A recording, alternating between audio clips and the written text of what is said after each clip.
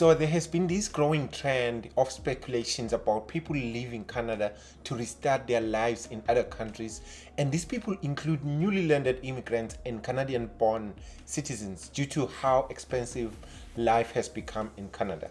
Well, I will not agree or disagree with any of these speculations, but what I will do is I will point out the reasons why this may be more true than not.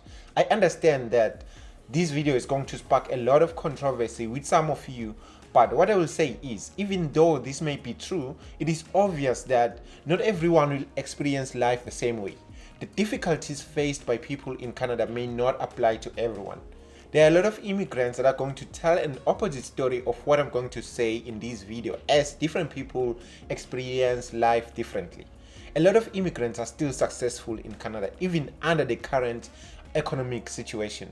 So please guys, do not go to the comments and start hostile arguments on why am I wrong and how you were able to land a six-figure job in Canada and you were able to save like $5,000 every month, because that would be obviously a completely isolated situation. Hi guys, my name is Caesar. Welcome back to the channel. I'm not going to ask you to subscribe right now, but I'm going to ask you to watch the video to the end, and then you can decide for yourself if this video was the kind of content that you want to consume here on YouTube. So sit back and brace yourself, as this video is going to pack a lot of information about the current situation in Canada. So sit back guys and watch the video.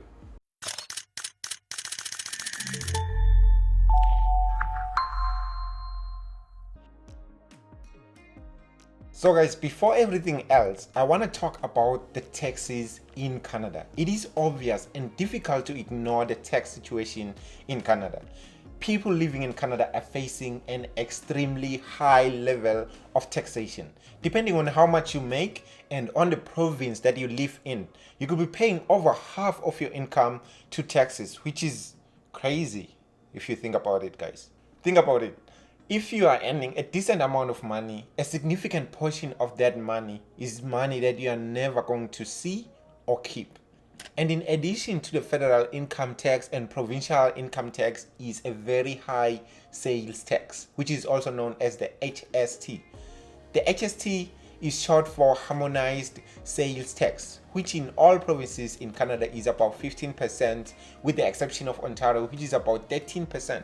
The HST is paid by purchasers at the point of sale of every business that provides a service or a product. So the vendors collect the tax proceeds by adding the HST rate on the cost of that good or product or service. Then they send that collected tax to Canada Revenue Agency, CRA, which is the tax division of the federal government of Canada. The CRA later then allocates the provincial portion of the HST to the respective province's government. So as you can understand guys, you don't only get taxed when you make money, but you also get highly taxed whenever you spend whatever money is remaining with you. All these taxes make living in Canada incredibly difficult, and it hinders the economic growth of the country. It makes it harder to do well in Canada for both newly landed immigrants and Canadian-born citizens. Due to the same reason, a lot of big companies are not based in Canada. Even though they may have branches in Canada, their headquarters are not based in Canada for them to evade this tax situation. Canada has about 40 million people living in the country, and a lot of those people are concentrated in 3 or 4 large cities. These cities are mainly Toronto, Vancouver, Montreal, and Calgary. With all of those people concentrated in such few cities, that will guarantee to send the cost of housing and general cost of living to alarming levels, because of the high concentration of this population in small cities. The people are not evenly dispersed all over the country. They are located in these 4 cities. So these alarming levels of the cost of living and cost of housing makes it very difficult for immigrants, including Canadians, to live a comfortable lifestyle and have a bright financial future. The fact that Canada is going through a housing crisis doesn't make things any easier. In fact, the Canadian government has even considered putting a cap on international students to ease housing pressure caused by the mass immigration. Record numbers of immigrants come into Canada, and the rate at which new homes are built is low compared to the amount of immigrants that are flowing into the country, which results in an increased demand of housing. According to BNN Bloomberg, the Bank of Canada has hiked mortgage interest rates to a whopping 5% as a countermeasure for the ongoing inflation rate. Now, this has put landlords and homeowners at a tight spot as they themselves have to hike rent on their properties, making it very hard for tenants to survive. Guys, it is becoming more and more difficult for young people in Canada to afford to buy homes, meaning that they will have to rent for a long time. Some of them have even resorted to living in mobile homes and glorifying that as a hobby known as van life, which is the current trend on YouTube. So guys, let's take a moment and look at these few snapshots of Canadians breaking out due to the levels of difficulty surviving in this country. I'm having a day. Or I'm having a life. I don't know, man.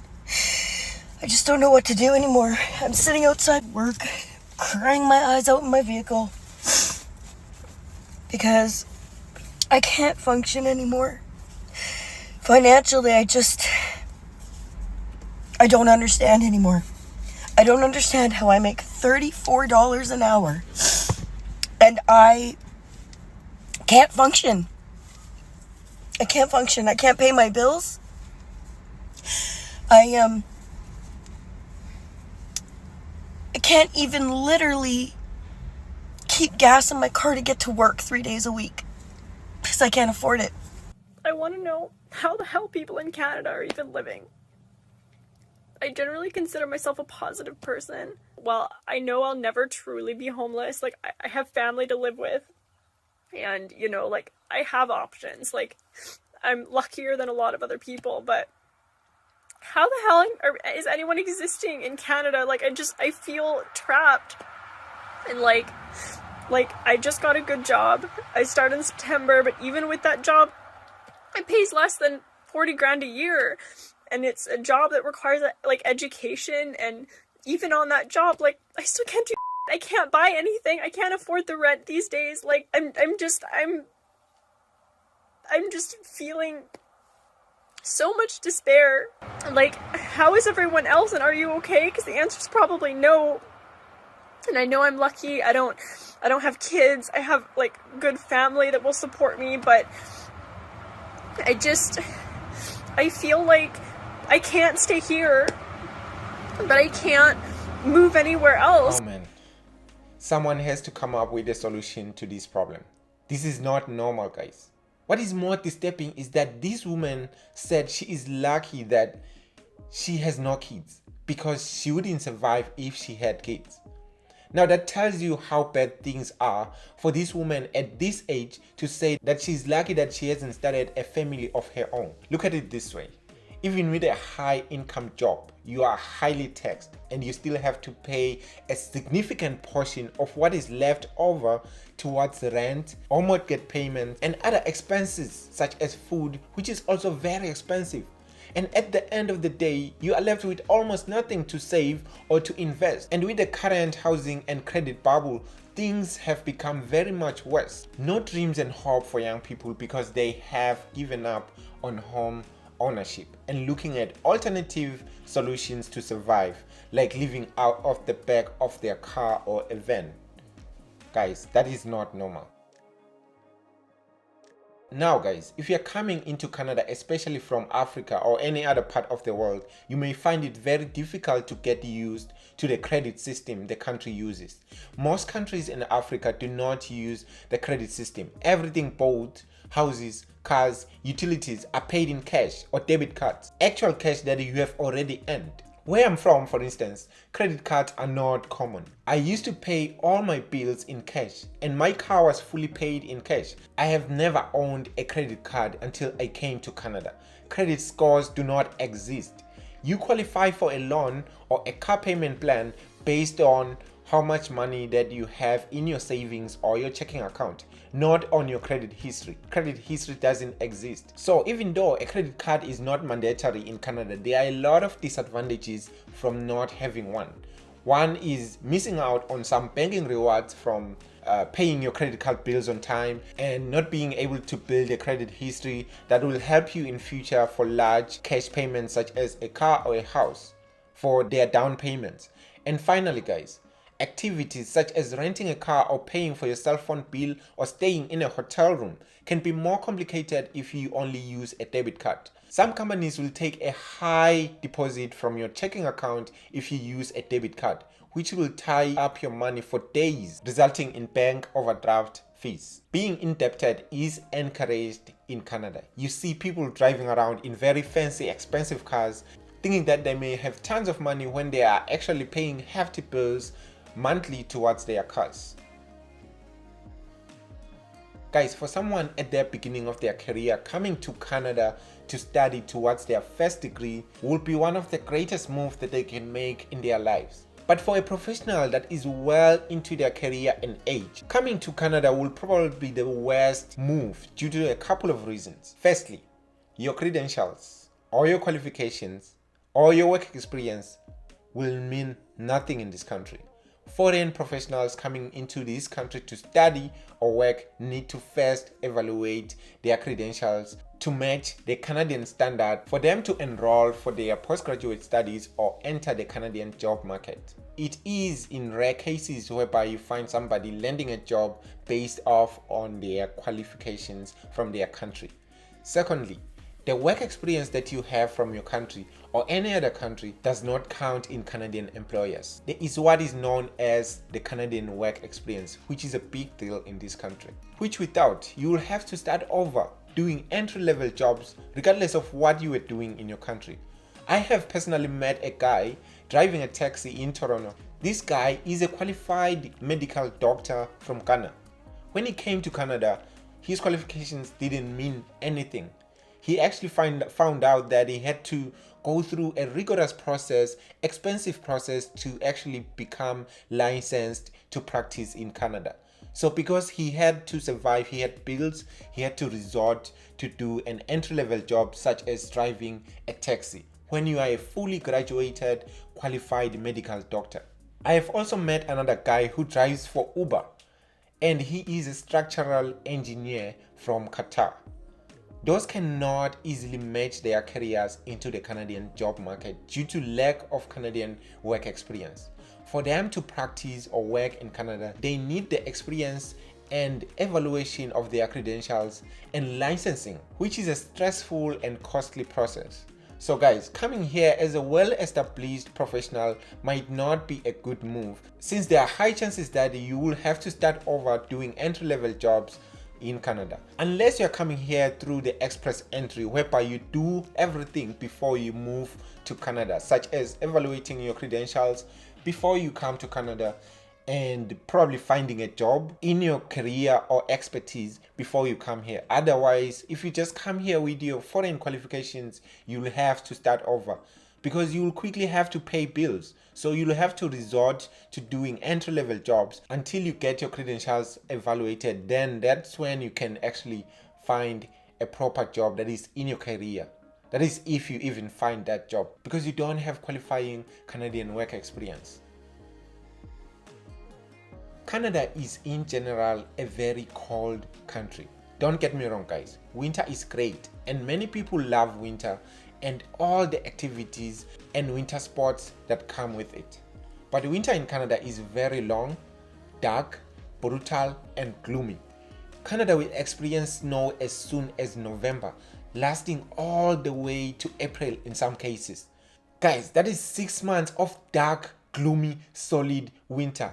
At this period, a lot of people suffer from depression and anxiety because they are not used to this kind of lifestyle. That is 6 months of shoveling snow, wearing half of your clothes in your closet just to get to a grocery store.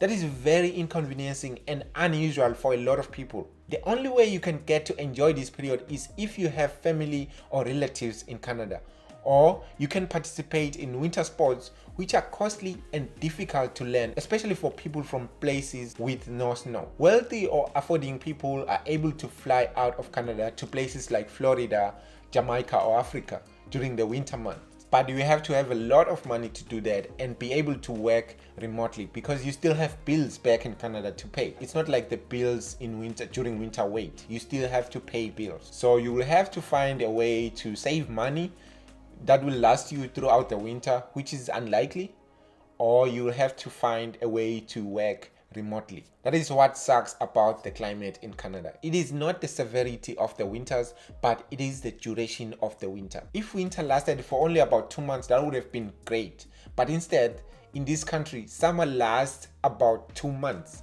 On paper, summer lasts about 4 months in Canada. That is June to September. However, in reality, that is not the case. The only months when good weather is guaranteed are July and August. Then the rest of it is winter or some rainy or windy days. So guys, I've just highlighted some of the key challenges faced by immigrants and Canadians, shedding light on issues such as high taxation, the soaring cost of living, the complex credit system, and the challenges recognizing foreign qualification in the job market. Additionally, enduring harsh Canadian winters have been discussed as a unique climate challenge. It is important to remember that while these issues affect many, they do not represent the experiences of all people. Canada remains a diverse and welcoming nation with opportunities and experiences that vary greatly depending on individual circumstances. This video has aimed to inform, foster a deeper understanding of the complex realities faced by newcomers in Canada, and I encourage viewers to consider the information in this video to make informed decisions about their own journeys. Thank you guys for watching, and as always, I invite you to reflect on the content and decide for yourself its significance in the context of your own experiences and aspirations. With all these challenges mentioned, some of you may still be willing to start their careers in this beautiful country. And if you are one of those people, go ahead and watch this video here, which is going to unpack all the steps that you have to go through or the tricks that you have to take for you to find a proper job and a good job in Canada. So go ahead and watch that video.